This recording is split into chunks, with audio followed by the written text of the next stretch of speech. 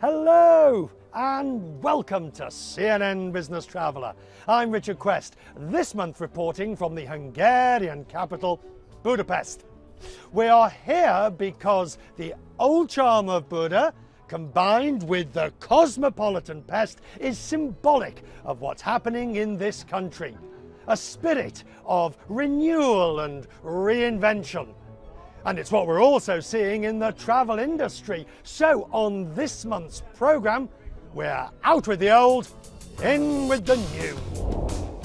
Coming up, the airline Malev has gone bust, so who's taking its place? The Ferrari president shows us his new high-speed train. For me, high-speed train will be the future of Europe. And from France, getting more mileage from old planes. Budapest Airport, codenamed BUD. As the tower clears another plane for takeoff, there's one airline call sign that these air traffic controllers haven't used in months. In February, Hungary's national carrier Malev went bankrupt after failed attempts to keep it in the air. Eventually, the government pulled the plug on the airline. Down and out rivals swoop in as Hungary's national carrier goes bust. Planes were grounded, passengers stranded, routes abandoned. Malev was no more. Budapest-based low-cost carrier Wizz Air was able to react immediately. We were ready for the collapse. We have a number of plans on the shelf. That's why we were able to announce a 50% increase in our capacity in Budapest within several hours of Malev's actually ceasing operations. We think it's good news for our business to have irrational competitors removed from the market. This is an environment in which the strong get stronger and the weak get weaker. Other airlines also stormed in to fill the gaping hole left by Malev. On the same day Malev went bust, Ryanair announced 26 new routes out of the capital. EasyJet added rescue flights, and European airlines like Air Berlin and Transavia added new routes into Hungary, along with Qatar Airways. While others like Lufthansa and Aeroflot increased the frequency of their existing scheduled flights.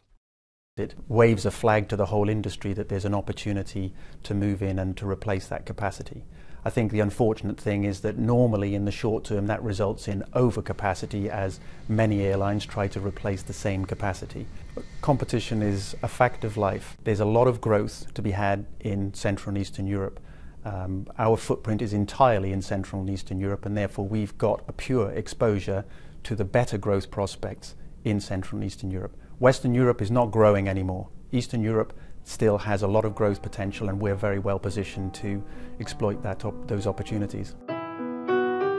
Budapest Airport marches on into a new era without Malev, ending more than 60 years of history together, and the income the airline brought in as Bud's home and hub carrier. Budapest Airport has had to move quickly to stem the losses now Malev's no longer flying. It's closing down the magnificent 1950s Terminal 1 and moving all the airlines into the new Terminal 2. Without Malev's revenues, having two terminals was simply uneconomic. Now all the passengers come through Terminal 2 with its new Sky Court. While airlines are jostling for position in Budapest, without a hub carrier, the airport is losing its own battle with the government. As you look to new routes and new airlines, you've got one big problem, and that is the Hungarian government will not accept that there won't be a new Hungarian airline. You're absolutely right, Richard, and that's what we're lacking most still. There are restricted destinations, restricted markets, Russia, Ukraine, Tel Aviv, Israel, Turkey. We need the Hungarian government to open this market for existing carriers to have exactly strong growth opportunities there. We need them. But they believe there could still be a Hungarian carrier. Don't ask me why. I hope this is really now disappearing every day, and soon they give hopefully these traffic rights. We need this decision quickly. This summer is already lost for us. We need to start it from winter immediately. Do you fear that the model has changed. The carriers will be taking the people from Budapest, as Lufthansa is in the morning, to their hubs and out to the rest of the world. You're absolutely right. It became more difficult without a hub carrier. And I mean, what is most important for us, of course, to have also the support here from the government, to have a joint initiative, because to develop this against such strong competitions now in the region, or we need to wait for the failures of others that will come, no doubt for me. The consolidation will go on. But yes, it is difficult for us, but again, there are opportunities. Without a carrier setting up base here, the low-cost airlines and the passengers they bring must make up the shortfall. What is fantastic in this situation is to see how the aviation industry is moving.